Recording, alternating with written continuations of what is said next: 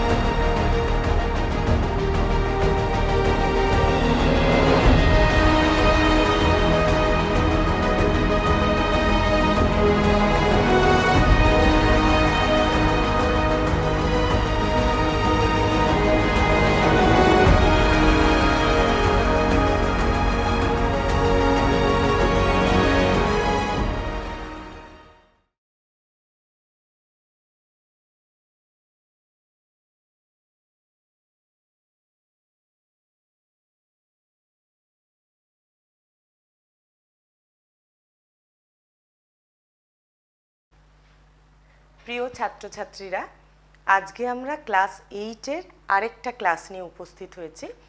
আমরা 8-এর ইতিহাসে আঞ্চলিক শক্তির উত্থান এই চ্যাপ্টারটা আলোচনা করছি। এর আগের দিন আমরা কতদূর অবধি পড়েছিলাম একটু মনে করে নিচ্ছি। আগের দিন আমরা পড়েছিলাম যে নবাব যখন পলাশীর যুদ্ধে সিরাজউদ্দৌলা নবাব, বাংলার নবাব, তিনি যখন হেরে যান, তারপরে মীর জাফরকে বাংলার নবাব পদে বসায় কোম্পানির লোকজন। তারপরে মীর জাফরের সঙ্গে যখন কোম্পানির বিভিন্ন কারণে আর কি একটু মতবিরোধ দেখা দেয়, তখন মীর জাফরকে সরিয়ে দিয়ে তার জামাই মীর কাসিমকে কোম্পানি বাংলার নবাব পদে বসায়। মীর কাসিম ইংরেজদের সাহায্যে বসেছিলেন ঠিকই, কিন্তু তিনি ইংরেজদের হাতের পুতুল হয়ে থাকতে রাজি ছিলেন না।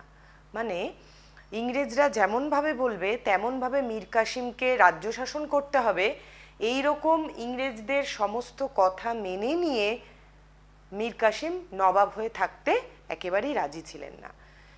সেই কারণে মীর কাসিম কি করেন, তিনি জানেন যে এক সময় তাকে বিরোধিতা করতেই হবে এবং বিরোধিতা করলে ইংরেজদের সাথে তাকে যুদ্ধে নামতেই হবে।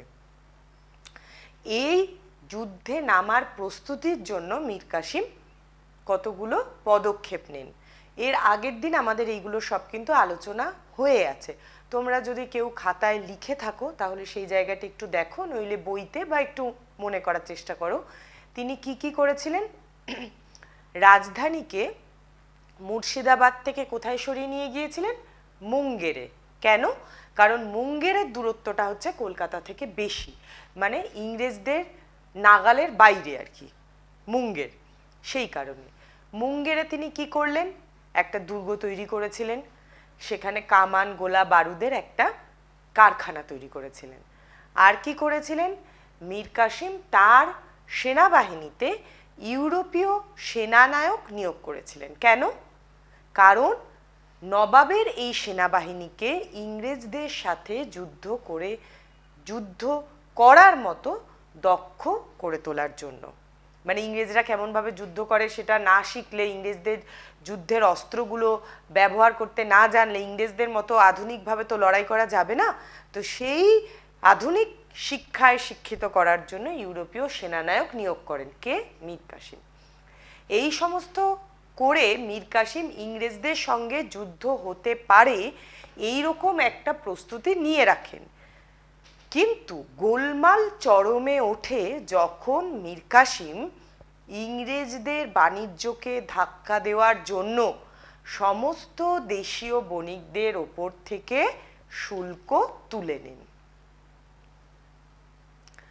নবাব অনেক আর্থিক ক্ষতি স্বীকার করে নেন, কিন্তু ইংরেজরা যেন একচেটিয়া বাণিজ্য করে লাভ করতে না পারে সেই জন্য তিনি দেশীয় বণিকদেরকেও শুল্ক থেকে ছাড় দিয়ে দেন। এই ঘটনাটা ইংরেজরা দারুণ রেগে যায়। তাদের ব্যবসা একটা বিরাট বড় একা ব্যবসা করে যাচ্ছিল ইংরেজরা, তাদের ব্যবসা একটা দারুণ একটা বিপর্যয়ের মুখোমুখি হয়। সেই জন্য তখন ইংরেজরা মনে করে যে মীর কাসিম অত্যন্ত বেশি স্বাধীন চিন্তাভাবনা করছেন, স্বাধীন কাজকর্ম করছেন। এতটা মীর কাসিমকে স্বাধীনভাবে থাকতে দেওয়া যাবে না, কারণ মীর কাসিমকে কারা বসিয়েছে? কোম্পানির লোকজন বসিয়েছে। কোম্পানির ক্ষতি করবে এমন কোনো কাজ যদি মীর কাসিম করেন, তাহলে কি কোম্পানির লোকজন সেটা মেনে নেবেন? কখনোই মেনে নেবেন না। তখন কোম্পানি তখন কি ঠিক করলো, আর মীর কাসিমকে এইরকম নবাব পদে বসিয়ে রাখা যাবে না, মীর কাসিমকে সরাতে হবে। কিন্তু মীর কাসিম তো একজন স্বাধীন নবাব, তাকে বলল তুমি সরে যাও, আর মীর কাসিম সরে গেল, এমনটা কেন হবে? মীর কাসিম তখন যুদ্ধে নামলেন। 5টা যুদ্ধ হয়েছিল। তোমাদের বইতে 25 পাতাটা খুলবে, সেইখানে দেখবে বক্সারের যুদ্ধ ও দেওয়ানি লাভ বলে টুকরো কথা একটা জায়গা দেওয়া আছে, খুব ভালো করে পড়বে সেইখানটা 25 পাতাতে। ওইখানে দেখবে যে মীর কাসিম কোম্পানির সাথে 5টা যুদ্ধ করেছিলেন। কাটোয়া, মুর্শিদাবাদ, গিরিয়া, উদয়নালা, মুঙ্গের, বইতে আছে। এই 5টা হচ্ছে জায়গার নাম। কাটোয়াও জায়গা, মুর্শিদাবাদ, গিরিয়া, উদয়নালা, মুঙ্গের, এইগুলো হচ্ছে সব জায়গার নাম। যেখানে যুদ্ধ হয় সেই জায়গার নামে তো যুদ্ধের নামটা হয়। তো এই 5টা যুদ্ধে ইংরেজদের সাথে আমাদের মীর কাসিমের একটা সংঘর্ষ বাধে, এবং 5 জায়গাতেই কিন্তু মীর কাসিম হেরে যান। মীর কাসিম হেরে গিয়ে তিনি অযোধ্যায় চলে যান। এবার দেখো ঘটনাটা কি হলো। মীর কাসিম যখন অযোধ্যায় চলে গেলেন, বাংলার সিংহাসন তখন শূন্য। ইংরেজরা তখন কি করলো, আবার মীর জাফরকে ডেকে নিয়ে আসলো, আবার মীর জাফরকে সিংহাসনে বসিয়ে দিলেন। ঠিক আছে, মীর জাফর আবার অনেক শর্তে রাজি হলেন, আবার এত টাকা দেবেন, এই জমিদারি দেবেন, অনেক তার সেনাবাহিনীকে সম্পূর্ণ কোম্পানির হাতে ছেড়ে রাখবেন, তারা ব্যবহার করতে পারে, তারা নিয়ন্ত্রণ করতে পারে, সমস্ত কিছু। মানে আবার মীর জাফর তো একবার সরিয়ে দিয়েছিলেন, আবার নতুন অনেক শর্ত টর্ত করে মীর জাফরকে আবার সিংহাসনে নিয়ে এসে বসালেন। ঠিক আছে, এদিকে মীর কাসিম যিনি অযোধ্যায় চলে গেলেন, আমরা জানি অযোধ্যা যখন স্বাধীন আঞ্চলিক রাজ্য হিসাবে অযোধ্যার উত্থান পড়েছিলাম, তখন আমরা শেষ কোন নবাবের কথা পড়েছিলাম? সুজাউদ্দৌলার কথা। তার মানে মীর কাসিম যখন অযোধ্যায় যান, তখন অযোধ্যার নবাব কে? সুজাউদ্দৌলা। এবার মীর কাসিম গিয়ে তখন সুজাউদ্দৌলাকে সমস্ত ঘটনাটা বলেন, এবং সুজাউদ্দৌলা এবং দিল্লির মুঘল বাদশাহ হচ্ছে তখন দ্বিতীয় শাহ আলম। এই দ্বিতীয় শাহ আলম, সুজাউদ্দৌলা এবং মীর কাসিম, এরা 3 জন মিলে একটা জোট তৈরি করেন। কারা কারা জোটটা তৈরি করেন, এই জায়গাটা হচ্ছে খুব ইম্পর্টেন্ট। দেখো, মীর কাসিম এদিকে যুদ্ধের প্রস্তুতি নিচ্ছেন, ওদিকে বাংলার সিংহাসনে কিন্তু এখন কে বসে আছেন? নবাব মীর জাফর। ঠিক আছে, এইবার দেখো কে কে, তাহলে কি বললাম? প্রথম হচ্ছেন মীর কাসিম। মীর কাসিম তিনি কার কার সাথে জোট বাঁধলেন? এক হচ্ছে অযোধ্যার নবাব সুজাউদ্দৌলা,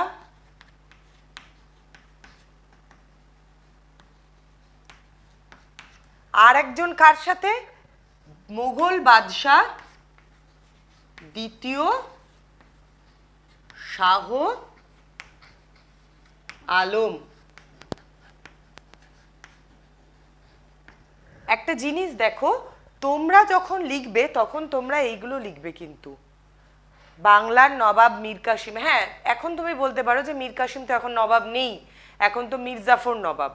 কিন্তু মীর কাসিম যখন পালিয়ে গেলেন, তখন তো তিনি বাংলার নবাব, তখন অবধি তিনি ছিলেন।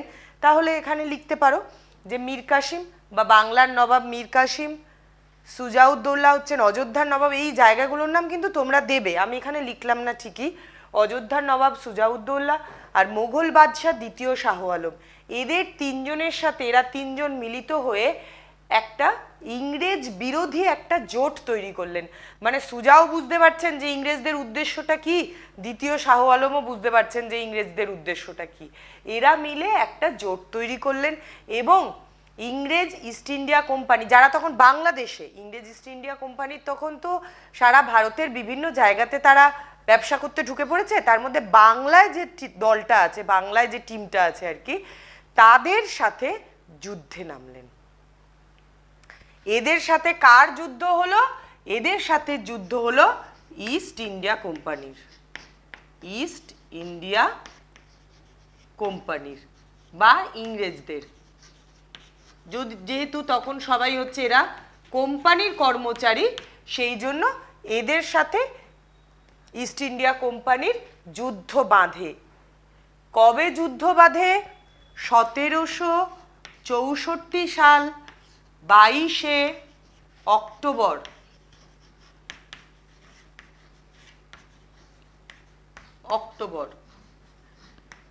এইখানে তোমাদের একটা কথা বলি, যদি তারিখটা মনে না থাকে তাহলে শুধুমাত্র সাল লিখবে, কিন্তু যদি সাল ঠিক লিখে তারিখটা ভুল লিখে দাও তাহলে কিন্তু পুরো অর্থটাই বদলে যাচ্ছে এবং সেক্ষেত্রে কিন্তু উত্তরটা কাটা হয়ে যাবে। তারিখ মনে থাকলে, তারিখ একদম নিশ্চিত থাকলে তবেই তারিখ লিখবে, নইলে শুধু সাল লিখলেও অসুবিধে নেই। আচ্ছা, এই যে যুদ্ধটা হলো, এই যুদ্ধটার নাম হচ্ছে বক্সারের যুদ্ধ। কি যুদ্ধ? বক্সার, বক্সারের যুদ্ধ। খুবই গুরুত্বপূর্ণ, খুবই গুরুত্বপূর্ণ এইটা, যে বক্সারের যুদ্ধ কবে কাদের মধ্যে হয়েছিল। তাহলে বলবে বক্সারের যুদ্ধ হয়েছিল 1764 সালের 22শে অক্টোবর। নবাব মীর কাসিম, অযোধ্যার নবাব সুজাউদ্দৌলা, দিল্লির শাসক দ্বিতীয় শাহ আলম, তার সাথে হয়েছিল ইংরেজ ইস্ট ইন্ডিয়া কোম্পানির। এখানে একটা তোমাদের বলে রাখি অতিরিক্ত হিসাবে, ইংরেজ ইস্ট ইন্ডিয়া কোম্পানির সেনাপতি তখন ছিলেন হেক্টর মনরো। কে ছিলেন? Hector, Hector Munro. Hector Munro. শোনো, যদি হেক্টর মনরো নামটা মনে না থাকে দেওয়ার কোনো দরকার নেই, ইস্ট ইন্ডিয়া কোম্পানির সাথে লিখলেও ঠিক হবে, আর তিনজনের নামই কিন্তু লিখতে হবে। হ্যাঁ, আর এই বক্সারের যুদ্ধ হলো, এই যুদ্ধটা দেখো, এই বক্সারের যুদ্ধটা তার মানে মীর কাসিমের কত নম্বর যুদ্ধ ইংরেজদের সাথে? 6 নম্বর যুদ্ধ। কারণ আগে 5টা যুদ্ধের কথা আমরা পড়েছি যেগুলো মীর কাসিম একা লড়েছিলেন এবং সবকটাতেই উনি হেরে গেছিলেন। এই যুদ্ধটা হচ্ছে, বক্সারের যুদ্ধটা হচ্ছে মীর কাসিমের ইংরেজদের সাথে লড়া শেষ যুদ্ধ মীর কাসিমের। ঠিক আছে, এই যুদ্ধটা হয় এবং এই যুদ্ধে এই যে জোট মীর কাসিম, সুজাউদ্দৌলা এবং দ্বিতীয় শাহ আলম, এই জোট পরাজিত হয়, ইংরেজরা জয়ী হয়। বক্সারের যুদ্ধে কারা জয়লাভ করেছিলেন? বক্সারের যুদ্ধে ইংরেজ ইস্ট ইন্ডিয়া কোম্পানি জয়লাভ করেছিলেন। বক্সারের যুদ্ধে সেনাপতি কে ছিলেন? Hector Munro. পলাশির যুদ্ধে কে ছিলেন? Robert Clive. যদি নামগুলো মনে থাকে দেবে, নাম যদি মনে না থাকে দেওয়ার দরকার নেই, ইংরেজ ইস্ট ইন্ডিয়া কোম্পানি লিখলেও ঠিক হবে, অসুবিধার কিছু নেই। এই হলো বক্সারের যুদ্ধ, এটা অত্যন্ত গুরুত্বপূর্ণ একটা জায়গা। এবার কেন এতটা গুরুত্বপূর্ণ? শুধু পরীক্ষাতে নম্বর পাওয়ার জন্য তো নয় নিশ্চয়ই, তাহলে কেন গুরুত্বপূর্ণ? তার মানে যুদ্ধটার, অনেক যুদ্ধ হয়েছে, তার মধ্যে এই যুদ্ধটার এত কেন আমরা গুরুত্ব দিচ্ছি, সেই গুরুত্বটা এবার আমরা আলোচনা করব। তাহলে এই জায়গাটা মুছে দিলাম, ঠিক আছে?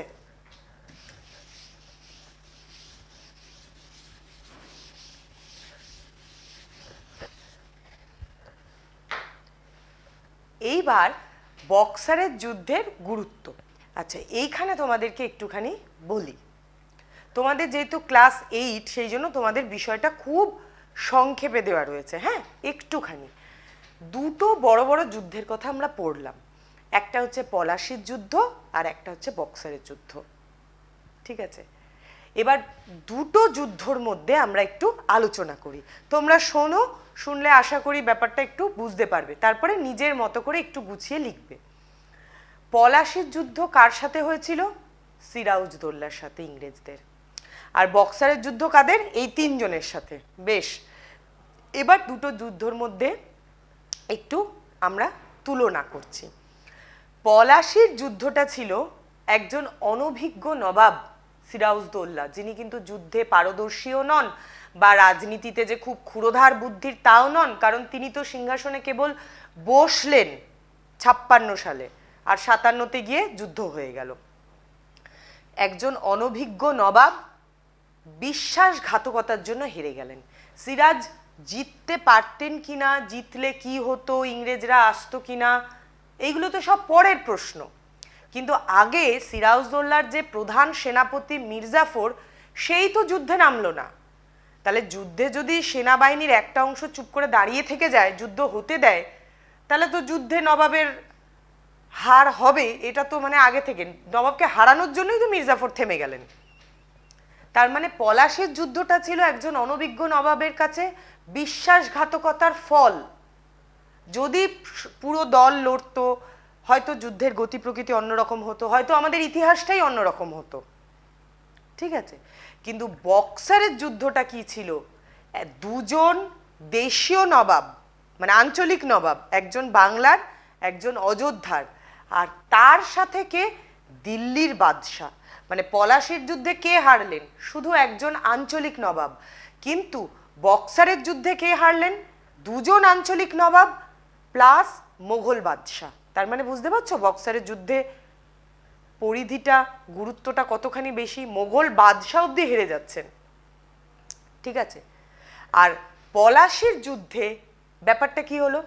কিছু কামানের লড়াই, একতরফা যুদ্ধ হলো, জিতে বেরিয়ে গেল। কিন্তু বক্সারের যুদ্ধ ছিল ইংরেজদের চূড়ান্ত বিজয়। পলাশির যুদ্ধে জেতার ফলে ইংরেজরা কি করেছিল? বাংলাদেশে প্রথম তাদের রাজনৈতিক শক্তি যে বাড়ানো যায় সেই সুযোগটা পেয়েছিল, বা ইংরেজরা একটা শক্তিশালী রাজনৈতিক, মানে একটা প্রতিদ্বন্দ্বী হিসাবে, নবাবের প্রতিদ্বন্দ্বী হিসাবে এক আত্মপ্রকাশ করেছিল। মানে রাজনৈতিকভাবে ইংরেজদের ক্ষমতাটা বেড়েছিল পলাশির যুদ্ধে। বক্সারের যুদ্ধে কিন্তু রাজনৈতিক ক্ষমতার সাথে সাথে অর্থনৈতিক ক্ষমতাও পেয়েছিল কোম্পানি। তোমরা ঐতিহাসিক স্মিথের নাম শুনেছো? তিনি একটা কথা বলেছেন, তিনি বলেছেন পলাশির যুদ্ধ ছিল কামানের লড়াই, আর বক্সারের যুদ্ধ ছিল চূড়ান্ত বিজয়। কাদের চূড়ান্ত বিজয়? ইস্ট ইন্ডিয়া কোম্পানির চূড়ান্ত বিজয়। কারণ কি? পলাশির যুদ্ধ যদি চরম হতো, তাহলে বক্সারের যুদ্ধের আসতোই না সুযোগ। কিন্তু ইংরেজদেরকে পলাশির যুদ্ধে জেতার পরেও কিন্তু আর একটা যুদ্ধের মুখোমুখি হয়েছিল, যেটা বক্সারের যুদ্ধ। কিন্তু বক্সারের যুদ্ধে জেতার পরে বাংলাদেশে ক্ষমতা বিস্তার করার জন্য ইংরেজদেরকে কিন্তু আর কোনো যুদ্ধে নামতে হয়নি। তার মানে বক্সারের যুদ্ধ ছিল ইংরেজদের কাছে চরম বা চূড়ান্ত বা শেষ, যার মাধ্যমে তারা রাজনৈতিক ক্ষমতা তো আগেই পেয়েছিল পলাশির যুদ্ধের পরে। বক্সারের যুদ্ধের পরে রাজনৈতিকের সাথে সাথে অর্থনৈতিক ক্ষমতাটাও ইংরেজদের হাতে চলে এলো। আর তার সাথে সাথে কি হলো? বাংলার নবাব, মানে এখন তো মির্জাফর বসে আছেন, যখন বক্সারের যুদ্ধ হয় তখন কিন্তু বাংলার নবাব পদে বসে আছেন কে? মির্জাফর। তাহলে বাংলার নবাব একেবারে কোম্পানির হাতের পুতুলে পরিণত হয়। আর দিল্লির যিনি বাদশাহ, তিনি কোম্পানির বৃত্তিভোগীতে পরিণত হন। বৃত্তিভোগী কথাটার মানে জানো? মানে কোম্পানির ওপর নবাব বাদশাহ নির্ভরশীল হয়ে পড়েন। মানে কোম্পানি যা টাকা, যা রাজস্ব বাদশাকে দেবে, তাই দিয়ে বাদশার দিন চলবে। মানে অবস্থা ভাবো কি? মানে বাদশাহ কোম্পানিকে কেমন করে নিয়ন্ত্রণ করবে? পারবেন না, কারণ কোম্পানির ওপর বাদশাহ নির্ভর করছেন। কোম্পানি যদি বাদশাকে টাকা না পাঠায়, তাহলে বাদশার সারা বছর চলবে না। এই হয়ে গেল তখন অবস্থা। তার মানে তোমাদের কাছে যদি প্রশ্ন আসে যে পলাশির যুদ্ধ আর বক্সারের যুদ্ধ, এই দুটো যুদ্ধের মধ্যে কোনটা বেশি গুরুত্বপূর্ণ, তোমরা বলবে বক্সারের যুদ্ধ বেশি গুরুত্বপূর্ণ। কেন? কারণ পলাশির যুদ্ধের মাধ্যমে ইংরেজরা রাজনৈতিক ক্ষমতা বিস্তারের প্রথম পদক্ষেপ ফেলেছিল। কিন্তু বক্সারের যুদ্ধের মাধ্যমে ইংরেজদের রাজনৈতিক ক্ষমতার সাথে সাথে অর্থনৈতিক ক্ষমতাটাও পেয়ে গেছিলেন ইংরেজরা, এবং বাংলাদেশে তারা অপ্রতিদ্বন্দ্বী হয়ে গেলেন। মানে আর নবাবকে কোনো মাথা ঘামানোর দরকারই নেই, নবাব হচ্ছে একদম হাতের পুতুল, স্বয়ং মোগল বাদশাহ তাদের উপর নির্ভর করছেন। তাহলে এই আঞ্চলিক নবাবের তো কোনো সমস্যাই নেই নবাবকে নিয়ে। বুঝতে পারলে এই জায়গাটা? ঠিক আছে, বেশ। এইবার এখন তার মানে আমরা বললাম বক্সারের যুদ্ধ কবে কাদের মধ্যে হয়েছিল এবং বক্সারের যুদ্ধ কেন গুরুত্বপূর্ণ, ঠিক আছে। আচ্ছা, এইবার আমরা আরেকটা জায়গায় যাই, এটাও খুবই গুরুত্বপূর্ণ। দেখো, মির্জাফরকে দ্বিতীয়বারের জন্য ইংরেজ ইস্ট ইন্ডিয়া কোম্পানি কবে সিংহাসনে বসায়? 1763 সালে। মির্জাফর মানে এটা কিন্তু দ্বিতীয়বারের জন্য। একবার বসিয়েছিলেন কখন? যখন সিরাজউদ্দৌলা পলাশির যুদ্ধে হেরে গেলেন তখন একবার বসিয়েছিলেন। এবার আবার মীর কাসিম যখন পালিয়ে গেলেন। আচ্ছা, এই যুদ্ধের পরিণতিটা কি হলো সেটা বলে দিই একটুখানি। হ্যাঁ, অযোধ্যার নবাব যিনি সুজা আর আমাদের বাংলার নবাব যিনি মীর কাসিম, এরা দুজন যুদ্ধে পরাজিত হয়ে এরা যুদ্ধক্ষেত্র থেকে পলায়ন করেন। আর মোগল বাদশার তো পালিয়ে যাওয়ার ব্যাপার নেই, তো তার সাথে ইংরেজরা পরে একটা আপোষ বা একটা চুক্তিতে আসে, সেটা আমরা পরে বলছি। পরে অবশিষ্ট যে কয়টা দিন মীর কাসিম বেঁচে ছিলেন তাকে ওই সারা ভারতবর্ষ জুড়ে ওই পালিয়ে পালিয়ে আত্মগোপন করেই বেড়াতে হয়েছিল, ঠিক আছে।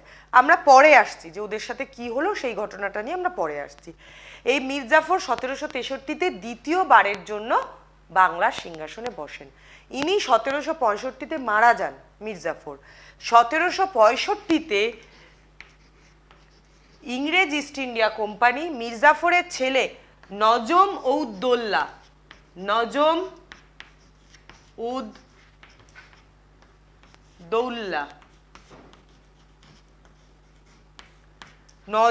দৌল্লাকে বাংলার সিংহাসনে বসান। তাহলে বাংলার সিংহাসনে যে বসছেন মির্জাফর দ্বিতীয়বারের জন্য, তারপরে নজম উদ্দৌলাকে বাংলার সিংহাসনে বসান ইস্ট ইন্ডিয়া কোম্পানি, ঠিক আছে। ইনি হচ্ছেন নাবালক, বয়সেও কম, আর একেবারেই কোম্পানির ইশারাতে চলেন এইরকম একজন নবাব, মানে নামে মাত্র একজন নবাব আর কি। হ্যাঁ, বেশ। এইবার আমরা আবার ওই বক্সারের যুদ্ধের ওই জায়গাটাতে চলে যাই। তাহলে 1765 সালে আমরা এলাম, 1764-র 22 অক্টোবর বক্সারের যুদ্ধ হলো। তো তাহলে অক্টোবরের পর আর 2 মাস, ধরো নভেম্বর ডিসেম্বর গেল, 1765-তে এলাম আমরা। 1765-তে নজম উদ্দৌলা সিংহাসনে বসলেন। তাহলে এখন যখন আমরা ইতিহাসটা আলোচনা করছি, এখন আমাদের বাংলার সিংহাসনে কে বসে আছেন? নজম উদ্দৌলা নবাব আমাদের, ঠিক আছে। এইবার আবার আমরা ওই বক্সারের যুদ্ধের ফলের দিকে আরেকটু চলে যাই। আমরা দেখলাম যে বক্সারের যুদ্ধ যখন হলো তখন ইংরেজদের সেনাপতি কে ছিলেন? Major hectare Munro. এইবার এরা তো সব কোম্পানির লোক, মানে কোম্পানি কখনো এদেরকে ভারতবর্ষে পাঠায় আবার কখনো ডেকে নেয়, এরকম। তো হেক্টর মনরো তখন চলে গেলেন, আবার তার জায়গাতে দ্বিতীয়বারের জন্য বাংলাতে এলেন রবার্ট ক্লাইভ। ক্লাইভ কে ছিলেন? পলাশির যুদ্ধের সময় যিনি ইংরেজদের নেতৃত্ব দিয়েছিলেন তিনি হচ্ছেন ক্লাইভ। 1765 সালে ক্লাইভ আবার বাংলায় আসেন, মানে মাঝের সময়টাতে কিন্তু তিনি 57-র পর তিনি কিন্তু ইংল্যান্ডে চলে গেছিলেন, আবার তাকে পাঠানো হয়েছে, ঠিক আছে। তার মানে এবার ক্লাইভ এলেন। এবার ক্লাইভ এসে তিনি, মীর কাসিম তো পালিয়ে গেছেন, তাকে আর খুঁজে পাওয়া যাচ্ছে না, তিনি তো জীবনের শেষ কটা দিন আত্মগোপন করে করেই কাটিয়েছেন। তাহলে রইল বাকি 2 জন, একজন হচ্ছেন অযোধ্যার নবাব সুজাউদ্দৌলা আর আরেকজন হচ্ছেন দিল্লির বাদশাহ দ্বিতীয় শাহ আলম। শোনো, দিল্লির বাদশাহ শাহ আলম যদি কেউ লেখো তাহলে কিন্তু কাটা হবে, দ্বিতীয় শাহ আলম কথাটা লিখতে হবে। এই 2 জন হাতে পাওয়া গেল, 2 জনকে। তাহলে এদের সাথে কিছু একটা ব্যবস্থা করতে হবে, কারণ যুদ্ধে 2 জনই হেরে গেছেন। এবার কি ব্যবস্থা হলো সেইটা হচ্ছে আমাদের এর পরের অংশ, খুব গুরুত্বপূর্ণ। যেমন বক্সারের যুদ্ধ গুরুত্বপূর্ণ, তেমন এই অংশটাও গুরুত্বপূর্ণ। দেখো, এটা মুছে দিলাম। বাংলার নবাব এখন নজম উদ্দৌলা। মাথায় রাখো, যদিও নজম উদ্দৌলা কোনো গুরুত্বপূর্ণ নবাব নন, কারণ তার সিদ্ধান্ত নেওয়ার কোনো ক্ষমতাই ছিল না। তিনি কি করবেন সেটাও ইংরেজদেরকে জিজ্ঞেস করে করতে হতো, তার মানে তার কোনো ইতিহাসে ভূমিকা নেই। এইবার রবার্ট ক্লাইভ এসছেন, এবার এসে উনি কি করলেন, দুটো চুক্তি করলেন। একটা হচ্ছে মানে রবার্ট ক্লাইভ থাকলেন, এইখানে লিখলাম ধরো, ঠিক আছে, রবার্ট ক্লাইভ, রবার্ট ক্লাইভ থাকলেন, ইনি দুটো চুক্তি করলেন। মীর কাসিমকে তো পাচ্ছেন না, এবার যাদের পেলেন তাদের দুটো চুক্তি করলেন। একটা হচ্ছে অযোধ্যার নবাব সুজাউদ্দৌলা,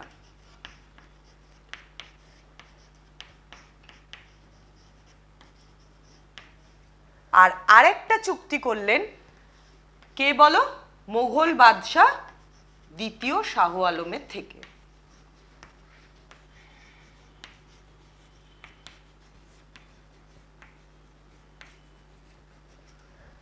দ্বিতীয় শাহ আলমের থেকে রবার্ট ক্লাইভ 1700 সালটা কত, 1765, 65তে উনি আবার দেশে আসলেন। তো রবার্ট ক্লাইভ 1765 সালে সুজাউদ্দৌলা এবং মোগল বাদশাহ দ্বিতীয় শাহ আলমের সঙ্গে দুটো চুক্তি করেন। দুটো চুক্তি এলাহাবাদের চুক্তি নামে পরিচিত, মানে এটাও এলাহাবাদের চুক্তি, এটাও এলাহাবাদের চুক্তি, দুটো কিন্তু আলাদা আলাদা চুক্তি। এটা এলাহাবাদের প্রথম চুক্তি, এটা এলাহাবাদের দ্বিতীয় চুক্তি, মানে এলাহাবাদে যেহেতু চুক্তিটা হয়েছিল সেই জন্য নাম হচ্ছে এলাহাবাদের চুক্তি। ঠিক আছে, তাহলে 1765 সালটা কমন দুজনের সাথেই, রবার্ট ক্লাইভ নামটাও কমন দুজনের সাথেই, আর চুক্তিটার নামও হচ্ছে এলাহাবাদের চুক্তি। কিন্তু তোমরা জেনে রাখো দুজনের সাথে কিন্তু একসাথে চুক্তি হয়নি, এলাহাবাদের চুক্তি জেনে রাখো দুজনের সাথে একসাথে চুক্তি হয়নি, কিন্তু এটা এলাহাবাদের একটা চুক্তি, এটা এলাহাবাদের আরেকটা চুক্তি। কিন্তু আমি এলাহাবাদের চুক্তি বললাম কারণ নাম হচ্ছে দুটোরই এলাহাবাদের চুক্তি। হ্যাঁ, তোমরা লিখবে যে 1765 সালে রবার্ট ক্লাইভ দ্বিতীয়বার দেশে ফিরে আসার পর তিনি অযোধ্যার নবাব সুজাউদ্দৌলা এবং মোগল বাদশাহ দ্বিতীয় শাহ আলমের সঙ্গে দুটি এলাহাবাদের চুক্তি করেন। বোঝা গেল ব্যাপারটা? এবার কি করেন দেখো, সুজাউদ্দৌলা কোথাকার নবাব, অযোধ্যার নবাব। অযোধ্যার অধীনে দুটো প্রদেশ, মানে এই নবাবের অধীনে দুটো প্রদেশ, একটা প্রদেশের নাম হচ্ছে কারা আর একটা হচ্ছে এলাহাবাদ। এই যে কারা হচ্ছে একটা জায়গার নাম, কারা, এলাহাবাদও একটা জায়গার নাম। এই দুটো জায়গা ছিল সুজার অধীনে। ঠিক আছে, এই দুটো প্রদেশ কাকে দিয়ে দিতে হয়, ইংরেজদেরকে ছেড়ে দিতে হয়। মানে সুজাউদ্দৌলা এই দুটো প্রদেশ কাকে দিয়ে দিলেন, ইংরেজ ইস্ট ইন্ডিয়া কোম্পানিকে দিয়ে দিলেন। বুঝতে পারলে কথাটা? কারা আর এলাহাবাদ এই দুটো প্রদেশ, এই দুটো প্রদেশের নবাবকে সুজাউদ্দৌলা। তো তাহলে সুজাউদ্দৌলা এই দুটো প্রদেশ কাকে দিলেন, ইংরেজদের দিলেন, ইংরেজদের দিলেন। হলো কথা? আর কি হলো, বলা হলো যে সুজা ইংরেজদেরকে বছরে 50 লক্ষ টাকা দেবেন। 50 লক্ষ টাকা দেবেন। হেরে গেছেন তো, হেরে গিয়ে এগুলো শাস্তি হচ্ছে আর কি সব, বুঝলে? 50 লক্ষ টাকা দেবেন।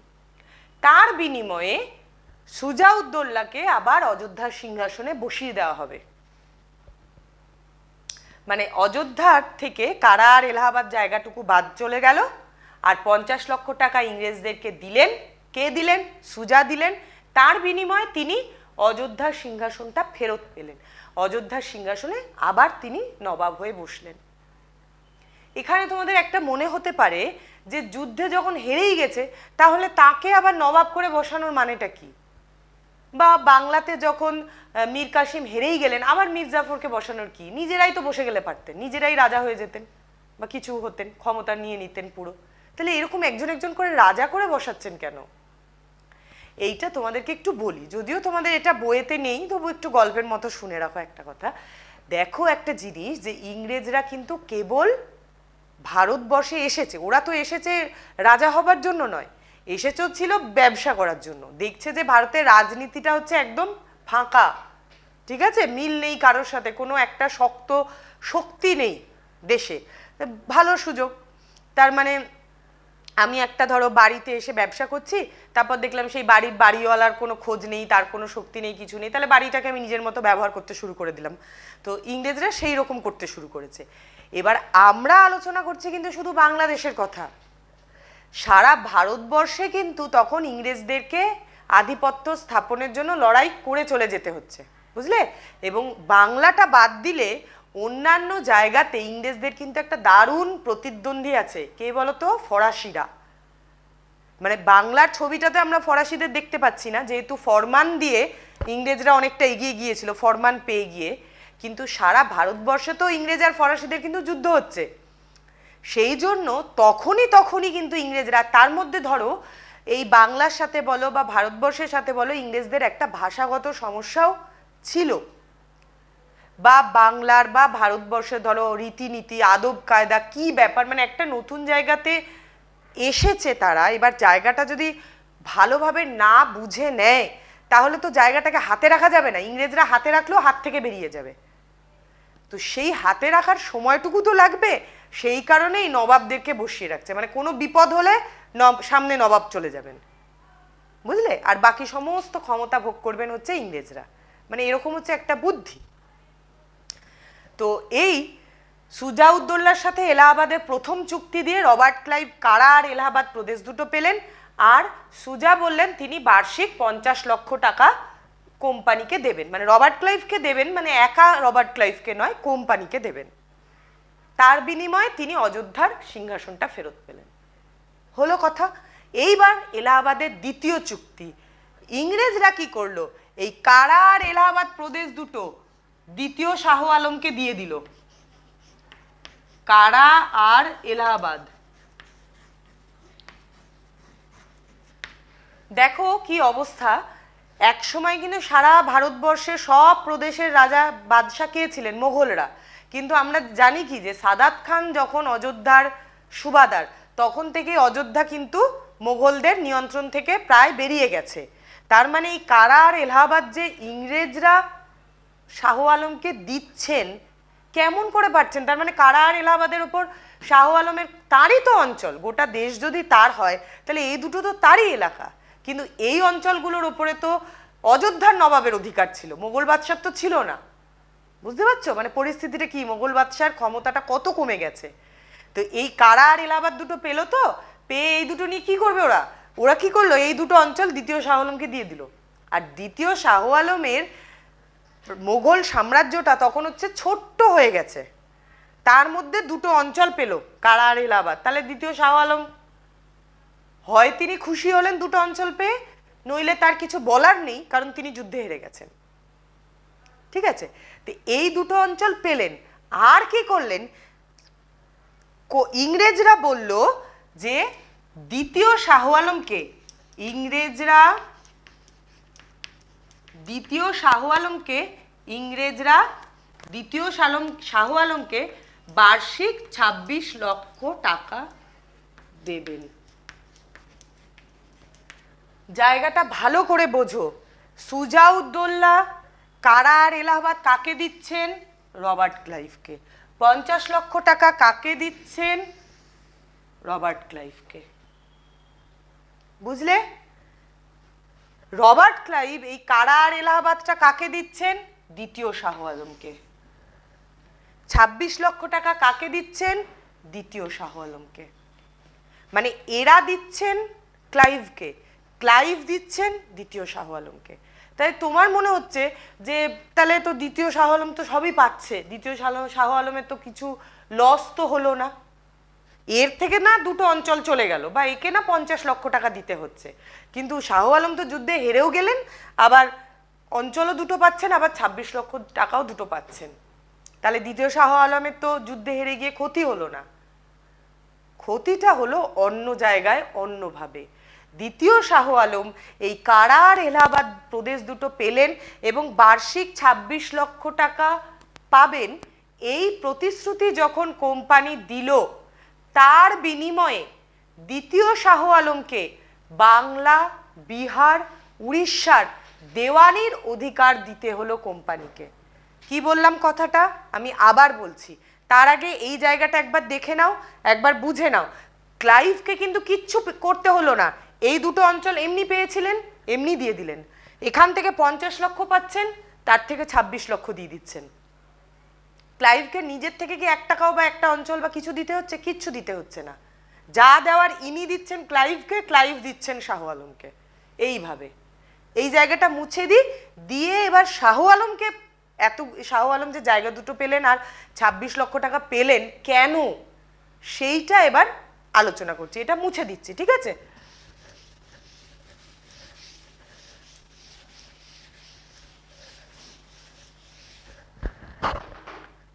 এইবার 26 লক্ষ টাকা আর কারা আর এলাহাবাদ এই প্রদেশ দুটোর বদলে দ্বিতীয় শাহ আলম কোম্পানিকে বাংলা, বিহার আর উড়িষ্যা এই তিনটের দেওয়ানির অধিকার